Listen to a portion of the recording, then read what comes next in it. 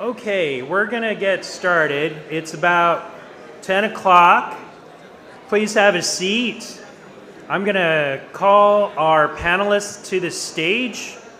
We're gonna have Dr. Ian Jeffries, please. Ranadeep, please. Where's Ranadeep? Ranadeep. Ranadeep. Ranadeep. Ranadeep. Where's Ranadeep?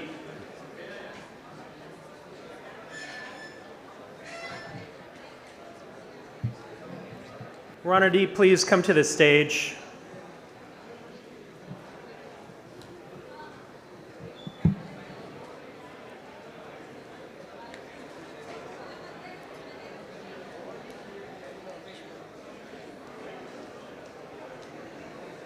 Coach Samuel, if you're here, come to the stage, please.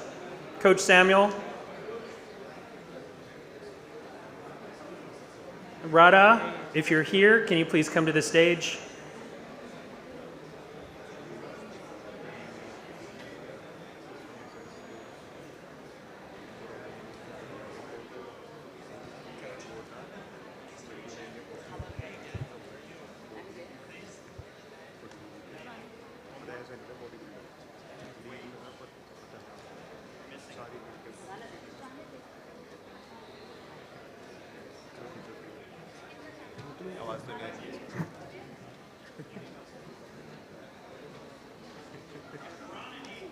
Hello. Ranadeep, please come to the stage. If you're in the restroom, I'm sorry.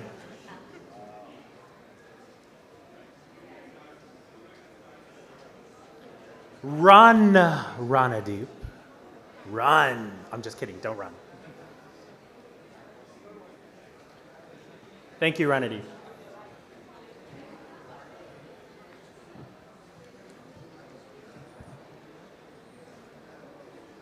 So thank you again for joining us. This is going to be our first session. It's a panel discussion. I'll be asking very tough questions to these panelists. Very, very hard. It's got a contest too, so you get to vote on how many questions they get right, that type of thing. There's a big prize in the end. I'm just joking. So before I begin, I'd like to introduce myself. My name is Gregory Knockleby. I work at the National Strength and Conditioning Association. I oversee our international relations. As our president, Ian Jeffries, have mentioned before, we have 7 total foreign affiliations, soon to be 8, and by the end of the year, hopefully 9. So India, don't tell anyone else, is my favorite.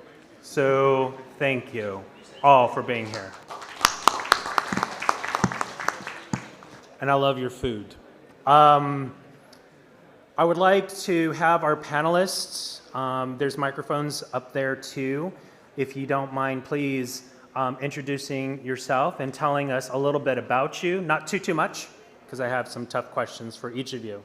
So, Dr. Ian Jeffries, would you like to start us off? Ian Jeffries from Wales in the UK. Been in this game for far, far too long. As I mentioned in the introduction, I became a member of the NSCA in 1989 in my attempt to keep playing professional rugby. As I retired from playing, I've become a coach and been lucky to teach strength and conditioning for many years. And now in a semi-retirement where I I'm able to do workshops around the place and consult and work at a number of universities. So I'm Dr. Samuel Pullinger. I'm from, French-British. Did all my education in the UK, so PhD from Liverpool John Moores. Worked in India for 2 years and currently the head at Inspire Institute of Sport. My background is not completely S&C, but more physiology. But I've also worked in high-performance sport at the Aspire Academy in Qatar, which basically created the last 2 Asian Cup winners in football. And looking forward to obviously contributing more to the Indian sports field where I do think there is a lot of potential which is still waiting to be unearthed. Thanks. Hello, everybody. I'm Ronaldip Moitra. I live and work in Calcutta. I did my CSCS way back in 2004, and thereafter, sometime 2011, I did my Czech exercise coach. I also qualified as a golf biomechanic, and was lucky enough to work with the Indian golf team, the Indian Football Association, and cricket. Of course, I think I was lucky. I was born with a bit of a silver spoon in fitness. My first assignment ever in fitness was with the Indian cricket team, and that was a lucky break. Saurav was captain, and that kind of spurred me to get into it. I never thought I'd actually do this as a living. I got into this to cure myself. I used to play cricket for Bengal and India under 19, and I was diagnosed with an autoimmune disease called ankylosing spondylitis, if any of you are familiar with it. And thereafter, I got into this because just to get the clinical help, which I was not getting from the medical field and therapeutic field, and it's been just survival from then. But, God has been kind. So there it is. That's me, and I work in cricket, golf, large football, and looking forward to spending time sharing ideas with you, sharing experience. I'm not here to, lecture or teach, but lovely seeing you, and thank you. Thank you for having me here. Yeah. Hi, my name is Radhakrishna Swami. I'm a mother of 2 boys and a grandmother.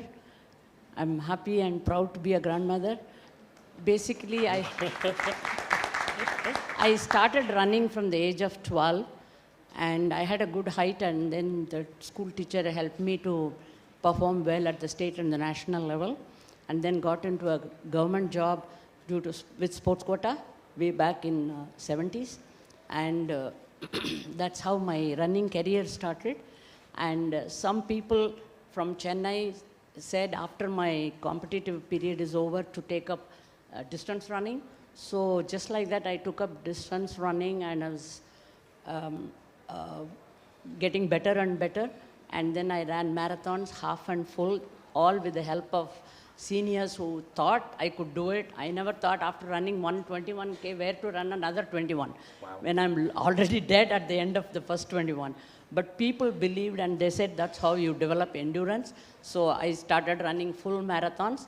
Now after COVID, I've stopped running competitively, and I did my CSCS in ACSM in 1999, ACE in 2006, and CSCS in 2008.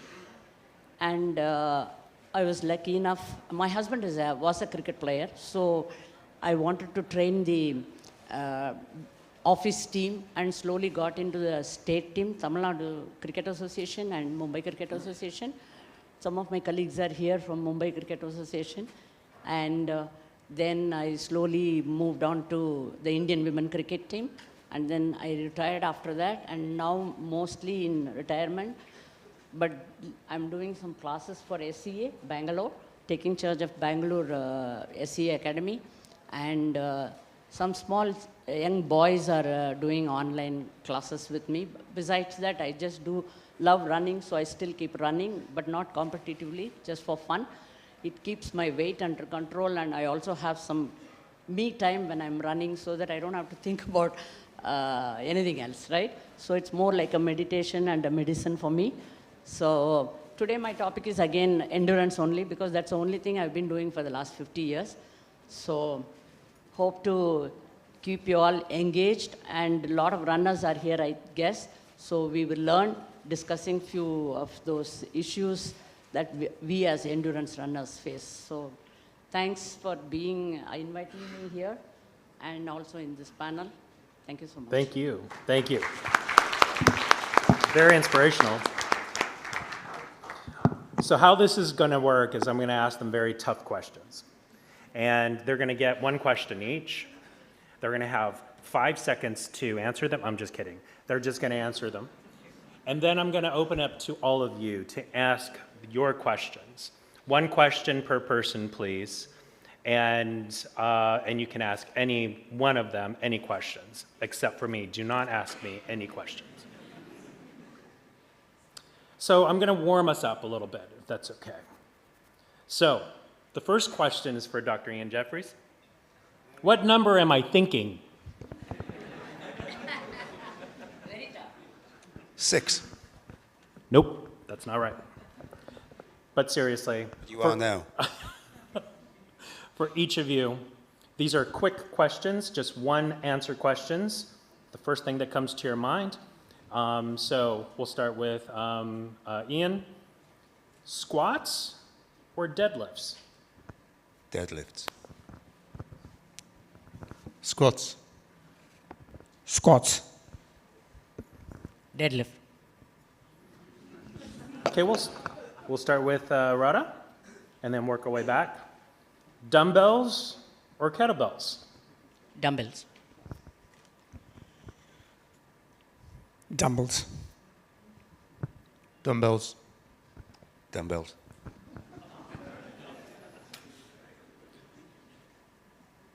The next one. Treadmill, stationary bike, rower. Treadmill. Bike. Rower. You know my answer, road.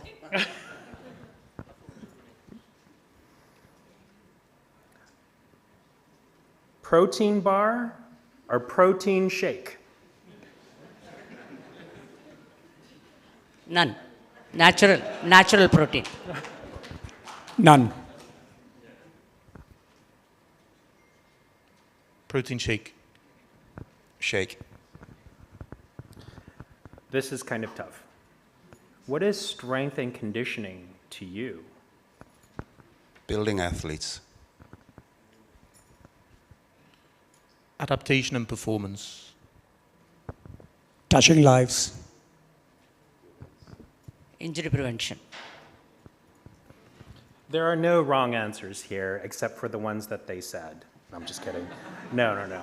I think it's kind of interesting to kind of get to know each of the panelists a little bit more by asking some of these fun questions, but I'll get a little bit more serious if that's okay. Ian, what number am I thinking of? I'm just kidding. Ian, can you please share your vision in expanding strength and conditioning globally? And so it's two-parter, sorry. And what are your recommendations for India for the next few years? You really start with easy questions, don't you? I've been really, really lucky in my travels to see strength and conditioning at different stages of evolution in different countries. And invariably, it's driven by people.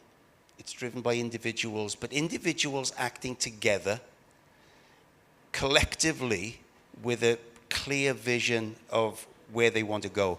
I was lucky to be involved at the onset of the United Kingdom Strength and Conditioning Association. It was formed in 2004. And that really was, we didn't know how many we were in the UK at that time. We were just individuals acting. And UK Sport kind of called us together. And they said, we want you to form an association. We want you to form an accreditation that differentiates between people who have the knowledge and people who can actually do it. And that was the formation of the association. We formed the accreditation, we formed educational workshops and so on. And from that, it just ballooned. So that there are now degrees that people can do in strength and conditioning. And it's accepted as a job within not just elite sports, but across junior sports as well. Strength and conditioning is now an accepted role in sports performance. And that's what I want to see. You know, so the US is probably the most developed, UK and Australia then, but then there are all of these countries such as India that are on the journey. And what I hope that the NSCA will be able to do is facilitate that journey. If you look at the hall and you look at how many people have come to this, you're going to go away. But as I said in my introduction, go away and stay together so that slowly but surely we educate the people, the organizations, the governing bodies, what strength and conditioning is and what value it brings to the individual. And I think in doing that, we develop a stronger profession. Very good. Very good. The next question is for Coach Rada. Can you share your perspective and journey? You shared it a little bit. I cannot imagine running as far as you have been, goodness gracious, but can you please share your perspective and journey as a female strength and conditioning professional? And what advice would you provide to newer coaches? New recruits. As a female SNC, the road is not tough. You're not competing with male SNCs here, right? So I feel it's not a very tough journey for an SNC, female SNC, to perform at a higher level. All that we need is knowledge and how do you train the athletes for better performance, right? So it doesn't matter whether you're a female or a male. At least in my case, that's how I felt. It's not a barrier. There are a lot of differences in our physiology and so many other things towards performance. But as an SNC, all that you need is good application, good knowledge. So being a female SNC, I think, is not a tough road, and all of us can succeed in this field. There is enough for everybody. And so the new people who are coming into, new ladies who want to become an SNC, my take would be, my advice or thinking would be, get the knowledge first. Knowledge is very, very important. And attend as many workshops as possible. I did a lot of workshops to understand biomechanics, understand physiology, and application. I applied it on myself, tried applying it on people, and there are a lot of seniors also who helped me to come up. So I think it's a good path to move on for female SNCs. And I'm so glad and happy to see so many of you here. That's the first thing I noticed. A lot of female SNCs here who want to make a difference in this field. And I'm so proud of that. Thank you. Knowledge is power. That's awesome. I'm going to go to Coach Samuel, if you don't mind. You have personally witnessed a global benchmark in strength and conditioning and sports science. It says so right there on your shirt. Love it. What should be the next steps for Indian strength and conditioning? Yes, so I mean, I've been here for 2 years. So even over the last 2 years, I mean, I've seen progression when it comes to sports science, especially SNC. And I mean, the most important thing is that there's passion, right? Because people work in a specific field because they're passionate about what they do. So I do think, just like in sports, if you said, look, 5 years ago, there's going to be one boy from Haryana who's going to win a gold medal at the Olympics, right? Most people would have said, this guy's crazy, right? So the potential that there is within the continent here is so big and so large that I see the future being extremely bright, firstly. Willing to learn from peers, willing to learn from other individuals is going to set you apart as an individual as well. So it's very important to learn, take things on board, have discussions with people here. Also remember, you're part of a journey where you're supporting an individual. So the mindset that you have, the motivation that you have is also going to influence the individuals that you're working with. So again, always being positive and reiterating positive mindsets to the people that you're working with, and assisting is going to be key in your journey as well. From an SNC perspective, like Ian said, of course, the potential here to be a global leader, because we have to look at population as well, right? There's 1.5 billion.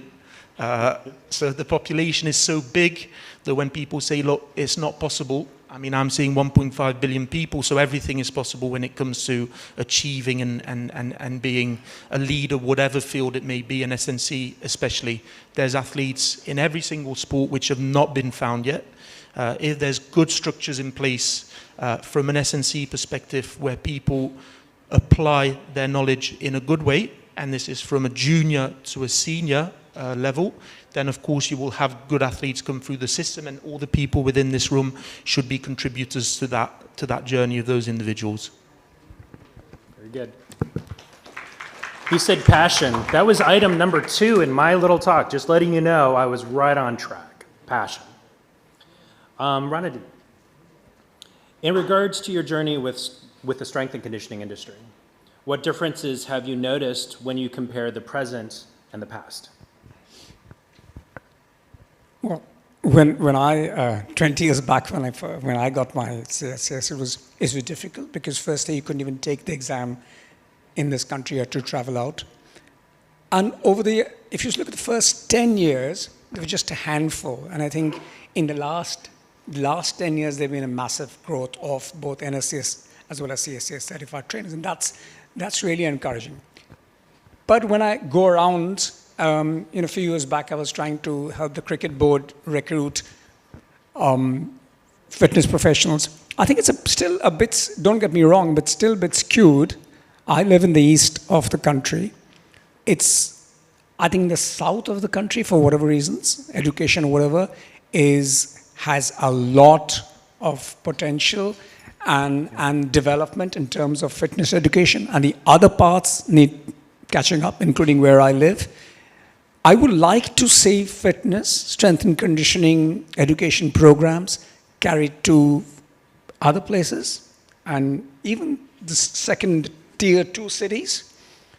But first we need to get to Calcutta, we need to get up in Punjab, somewhere in the middle of the country, because I know Bangalore, Chennai, Hyderabad is right there at the top. I have experience, I've seen that, but I think the rest of the country, no offense to any other people from other parts, but the rest of the country needs catching up. Awesome, thank you. Okay, this is your opportunity to ask these experts some questions. We have a microphone right over there.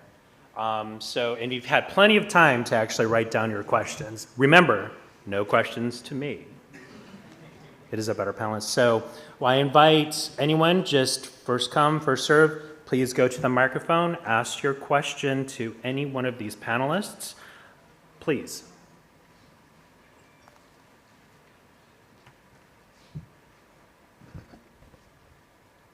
My question is to Radha. I wanted to know, how does one really work on their running form? I mean, there's a way in which your body is used to running, and you've been doing that since years. How do you really change that form and come to the right form? Actually, you don't have to change much. People run the way that's comfortable and natural to them. And even if they have bad posture or anything, they still win Olympics. Most of the Olympic runners, if you see close, they don't have perfect posture and perfect running mechanics. It is just the endurance and the will to reach that distance fast. So it doesn't matter, you just run naturally. But by reducing some of the misalignments or muscular imbalance, you can prevent injury. But performance, it doesn't matter much. Just run natural. Initial stages of my running, I just ran natural. I didn't correct myself. But later on, I've been running for a long time. So only recently, in the last 20 years, I learned so much about science and this and that. Then I tried to apply a little bit. By the time I got old anyway. So the performance didn't improve much, but the injury came down. So just run natural. If there is a major issue, then that needs correction. Otherwise, there is not much. It's not skill-based like cricket or swimming, right? Run is just run. And there is no acceleration, deceleration, there is nothing. Running is, that's why I think it's easy, it came to me, because I don't have to think much about it.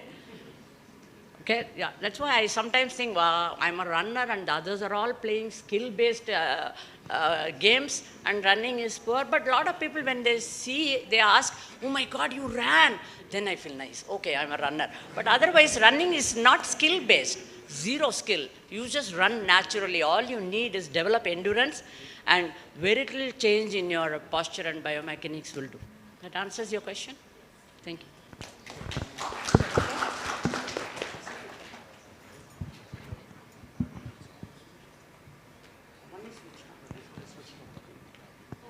just kidding. You're next. Hi, here. Ian, I'm here. Hi, my name is Gaurav, and my question is to everybody here on the dais. There are a lot of CSCs here, but I would like to know that there's a lot of people who've pursued BSc Sports Sciences and MSc Sports Sciences. How would NSCA or a certification from NSCA, like the one of CSCS or now CPSS, is going to add value to us? That's a great question. And I think ultimately, accreditation is one part of the equation. What accreditation does to me is it sets a baseline. It sets a baseline essentially of knowledge. But in reality, are the best coaches I've ever met dictated by the accreditations they've got? No. The accreditation tells them what they've got, what they know, but so much it's the coaching skill that to me differentiates the great coaches from the ordinary coaches. And strength and conditioning to me has come on an interesting journey. If I go right back, when I started, I didn't have any formal accreditation or formal education. But what I was a teacher. I was a trained teacher. And lots of the original coaches of those days, that's what they came from. They had a passion for training, and they had a teaching background. Now we flip that so that the knowledge base of people coming into strength and conditioning is way higher than it was in my day. But some of those teaching skills are not as well developed. So I think see accreditation as your foot into the door, and then build your individual skills of coaching around that. So very similar from my side. Obviously, I'm involved with also the recruitment of individuals at the Institute. So of course, one of the first things that I look at is accreditations, background, where have people worked, because it's important to understand their level of knowledge, level of expertise. So of course, when you have an accreditation, this is a benchmark, a baseline of your knowledge, so it shows and displays that you have an understanding in and around strength and conditioning, how it works, how you can apply it, and so forth. But again, I need to reiterate, especially the human aspect, right, of coaching. You can be the most qualified practitioner in the world, but if you cannot change the mindset of that athlete or that individual, you will not have an impact or an influence. So I'll give you prime examples of people that I work with, right?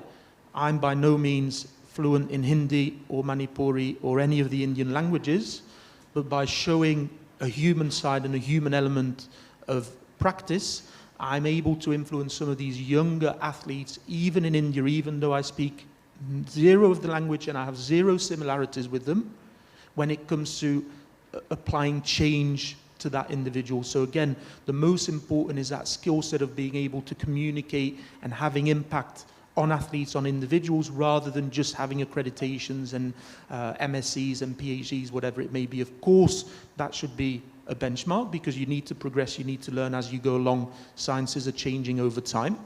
But that aspect of being a good coach and willing to learn the other side of it, which is communication, athlete relationship, athlete well-being, is going to be paramount to your progression as a good practitioner within this field.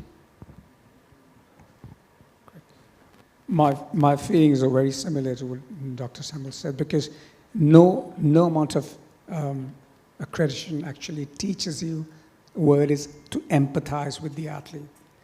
When somebody's just dropped a catch and he's come back, and you need to take that person out for training, and he's not interested, when he's got zero, when he's missed a penalty, and next day and the country's lost the match, or the club has lost the match, and the next day you need to take him out for training in the morning, your certification doesn't teach you these qualities. These are human values. You've got to know what makes the athlete tick, and what also helps if you've gone down the same journey. And to understand the feelings, the human values, that cannot be replicated. That's That's far more important than just, of course, knowledge is important, technical knowledge is important, but human values, equally important. I agree with all of them, but I still want us to do the certification. You ask why? Because I have some knowledge, I'm not accredited. I have some knowledge, but how do I know this knowledge is the right one? The accreditation gives you, says, hey, what you've got is the right one, now go on from here. So accreditation is important, but that, as he said, accreditation doesn't mean you know everything. But what you know is right or wrong, by taking that exam, have I understood the science properly? Of course, after that, the communication skill, the empathy, everything comes. But certification to me is still important. And I'm saying that all certified people are not good coaches, all good coaches are not certified. I agree with all that. But it still gives you the authority or the confidence to apply what you have learned, because what you have learned is approved by some organization which has actually done the research, right? We have not done the research. We've got the knowledge, but it's proven. And how do you know it's proven? Through the certification. So I guess certification is still important. When I was working with Reebok for some time, for 17 years, the CEO first day asked me, can you go train the vice president? He wants to run a 5K, okay? I run a 5K, but I don't know how to make someone run a 5K. Okay? I know how to run, but I didn't know how to make someone get there from walking to couch to 5K. So I did the ACE certification. I said some knowledge will come about program design and science, so let's do that. Then my husband said, go train my office team. How do I train some cricketers? I have never played cricket. I cannot make a ball meet the bat. Never. Impossible for me. That skill is not there. How do I make someone ready for that? Then I went and did NSCA, because it's a sports conditioning. Then I got confidence to train. Then came the final Indian team. So I think certification is still important, but that doesn't mean without certification you can't train. You can train people, but if you have doubt, how do you get it clarified? Certification gives you that knowledge. Is that okay? Thanks. 4 panelists have answered your question. It better be answered at this point. I'm joking. Did they answer? Oh, you still have a question, so you please. The microphone's right there. Thank you.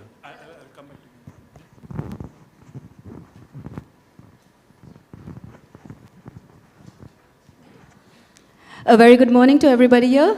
So my question is a little bit detailed. So I'd like to first continue from where ma'am has said that certification is very important, because I think it teaches you a method to come to training. And that's what I do. I come from Calcutta, same as Rondeep sir. And we run a fitness academy called National Fitness and Nutrition Academy. Fairly new, 5 years in the system. Been doing great, want to do better. The question to me is, first, to the public, how many of y'all are graduates here?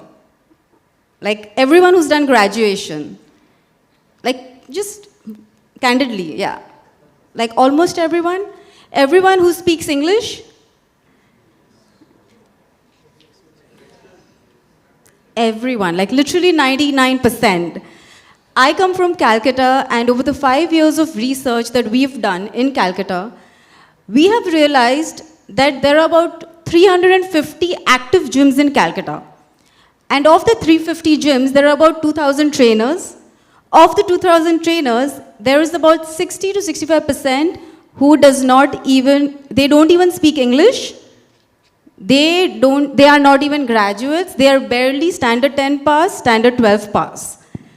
My question to everyone here is that we try to bridge the gap to bring fitness education to this lot. Because when we were training in the gyms, we realized that the trainer is only self-taught. He does not understand the complicated terms, the biomechanics, the scientific terms, because he does not have the capacity, education-wise, financially.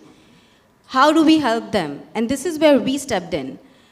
And my question is to everyone here, I mean, especially to the panelists and whoever can answer. It is to this panelist. To Yes, the yes, please. to the panelist here is. Just be specific with your question and to whom you are Okay. Please. Yeah, okay. So my question is that how do we bring such concepts, scientific concepts, to this lot of population, 60 to 65% who do not come from strong educational backgrounds, strong academic backgrounds? It's been a very tough job for us because we are associated with NSDC, but to bring this education, we have to simplify it to the point of, very visual treatments, visual training. Okay, so that's a good question. Let's have the panelists kind of weigh in a little bit on that as far as bringing more education, but let's just stop right there for now so we can have other people ask questions. Thank you so much for the question. So panelists, could you please weigh in a little bit on some initial thoughts regarding her general questions? Hello. Yeah, thanks for the question. So, I mean, you will have it in every country. So the same in the UK, where you get lots of young individuals who go into the gym setting, work as a PT. They've done a 3-week, 4-week course, right? So you cannot expect the knowledge or the understanding of such an individual to be high, right? Because their aim is not to be training an elite athlete or someone who's working in elite sport. They're just looking at it as a job, right? This is the reality. So the focus needs to be to provide opportunities even to these individuals to progress. That's through accreditations, through workshops, whatever it may be. The most important thing is for it to be affordable, right? Because otherwise people will not go on to these workshops. And to increase knowledge and the level of knowledge through education. The reality, if we have a look at it in India, SNC as a degree, right, as far as I know, doesn't exist. Right? In the UK, it's been in existence for 10 to 15 years. So we're talking of a very, very early stage when it comes to sports science SNC. So progression also needs to be made for availability and education of those individuals.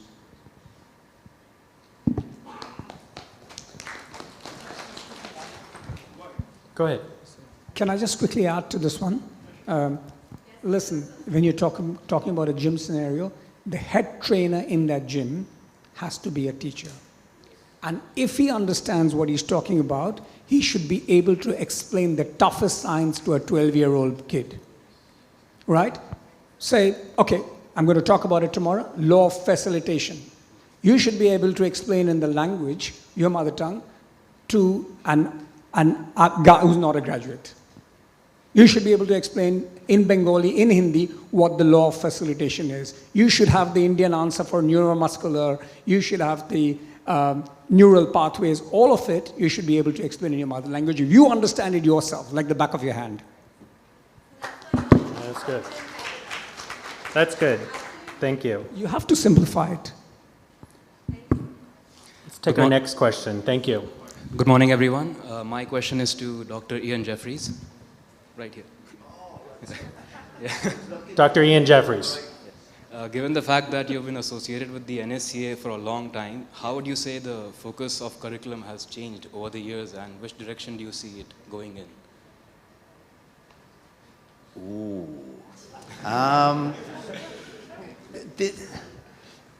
It's interesting. What do I see it going in, and what I would like it to go in are probably two different fields. When NSCA was formed, the big criticism of NSCA they're just the muscle heads over there. They just lift weights. There's no science behind that. So the NSCA, in fairness to them, made a real big effort to become evidence-based.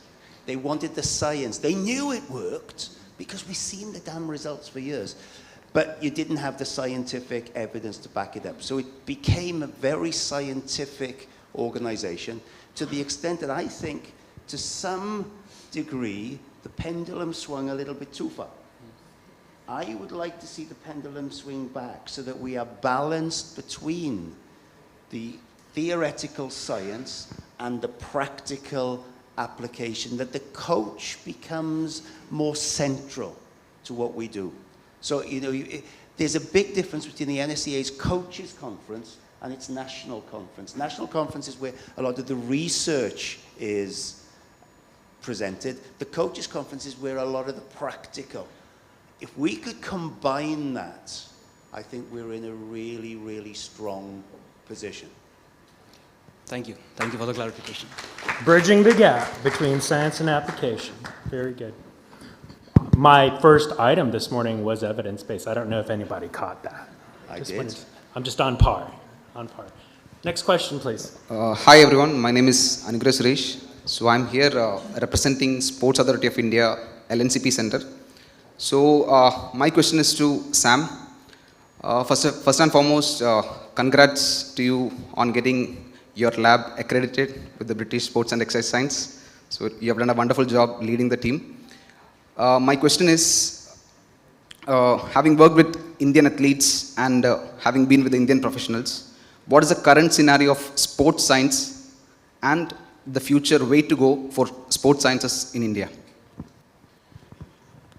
So I mean, like I've said before, I think the potential is really huge, right?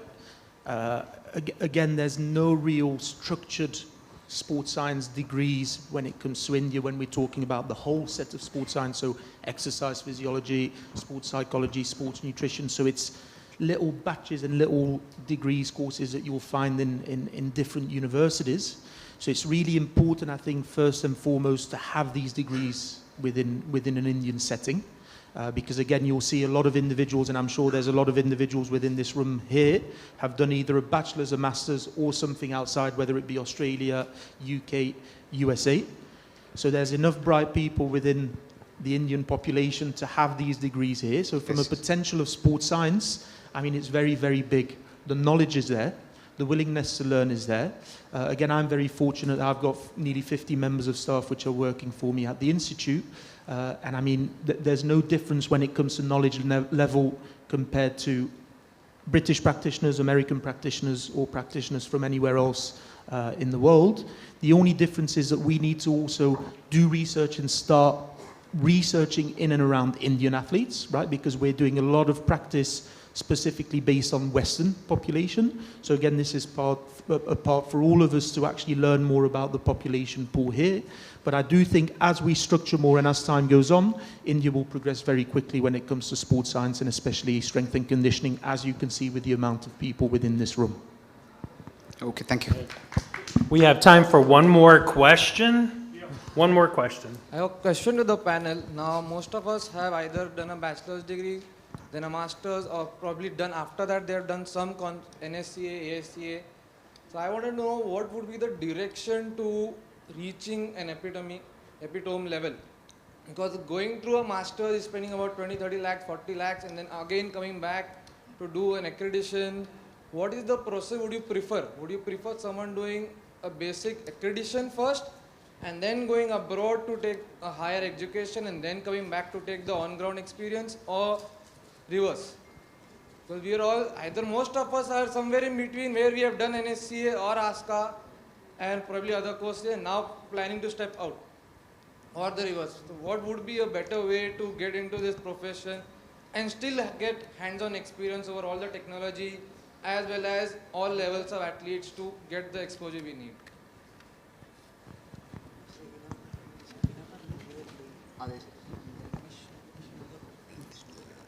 I don't think there's ever going to be one single way. I think it's going to vary. My preference is coach as soon as you can, because that's where the experiential learning starts. One of the things I did when I was at the last university I was at was I wanted people not to move directly from a bachelor's degree to a master's degree. I wanted them to go out and coach, so that when they came to the master's degree, they had a degree of experience that they could reflect upon. A lot of the information, I think, makes much, much more sense when you have that practical experience. So, you know, when somebody talks about a training program, when you've done that training program, you understand it so much more than when you've just read about it. So I think this is, you're triangulating. You're picking up your accreditations when you can. You're doing your education, but at the same time, if you can be actively coaching, even if you're an athlete, you know, you are building that triangle, and ultimately, I think your pyramid will be that much taller. Yeah, so firstly, I mean, the journey is not a simple one. It's not always straightforward, so you have to have a look at the positives and the negatives. Like you've said, of course, right, education abroad especially is going to be very expensive. So you need to also weigh in, right, what benefit you're going to get if you go and do a master's. The reality is, like I've said, right, I look at the person, the individual, the experiences that they've had even over the education, right? Because you can have, I've got a PhD, but I'm learning every single day when it comes to what I'm doing. So again, I would seek to get as much experiences as possible, different fields, getting an understanding of the strength and conditioning field within India. I also think that here, sports science is going to explode, right? Like we've seen with sports and facilities and so forth. So I would just hang on in and continue gaining experience within the Indian setting here, getting in touch with individuals that you have in the room to see where you can potentially see their facilities, get involved with some support with the athletes that they're working with, whatever it may be, and then continue doing those accreditations to learn as you go along. You can always do a PhD in 5 years, in 10 years, in 15 years, in 20 years. I know people who have finished a PhD when they were 60, right? So you can go and do further education further down the line at any time. The practical skill comes, like Ian said, as you're working, as you're gaining experience, and this cannot always be done when you're only studying.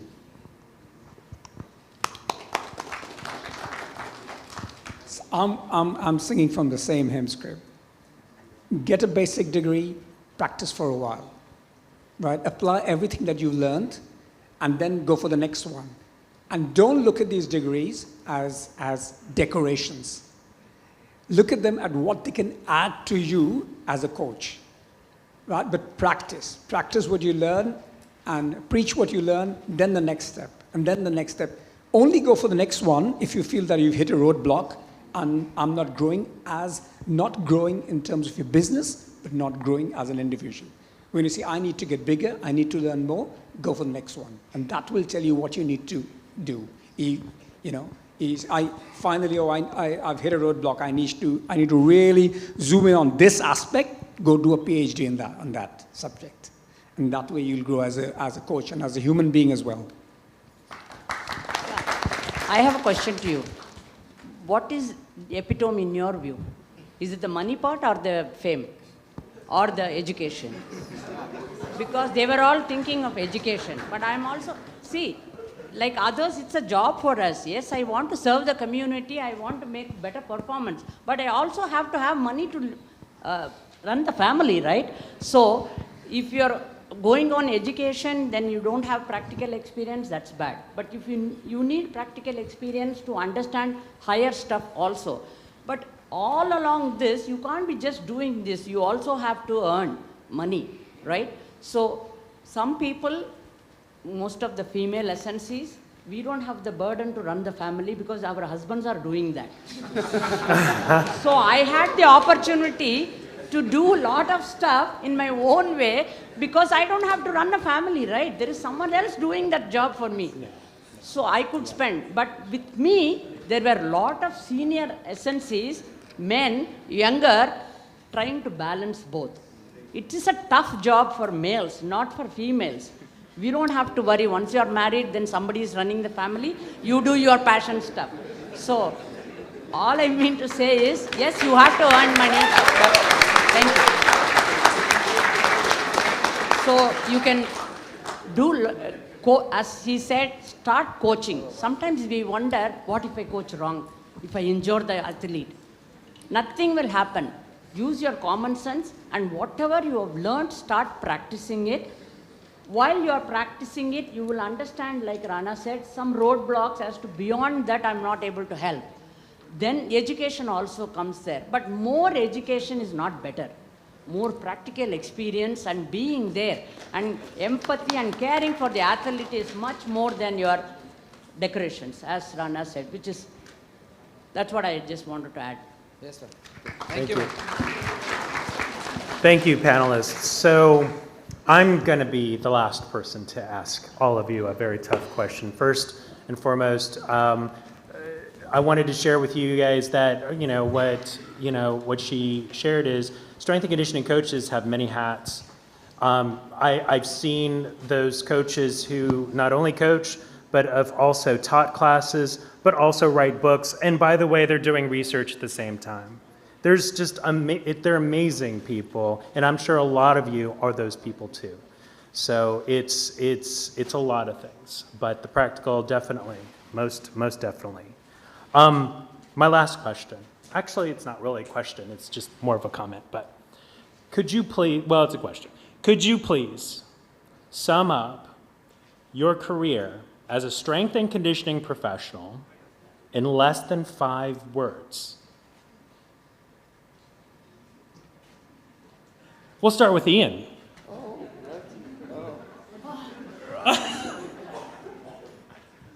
Meandering, frustrating, exhilarating, curious, and pragmatic. Okay.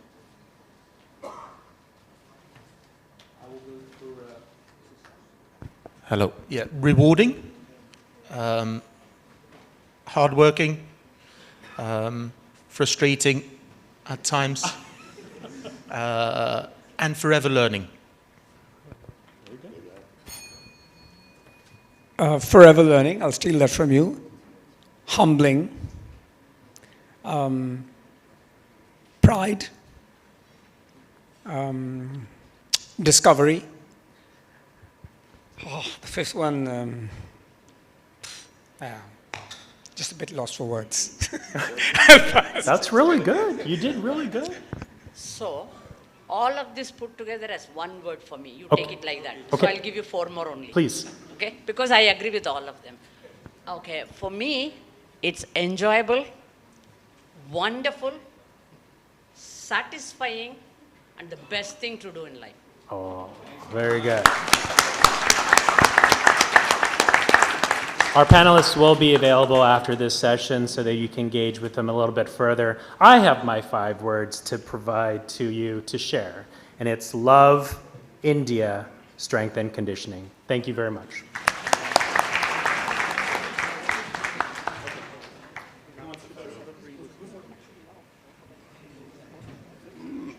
So we're going to take a 8-minute break, sorry, went a couple minutes over for the next session, which is the master class with Dr. Ian Jeffries. Thank you.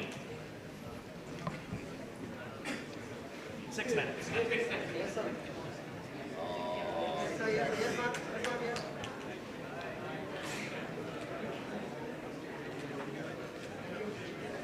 Thank you very much.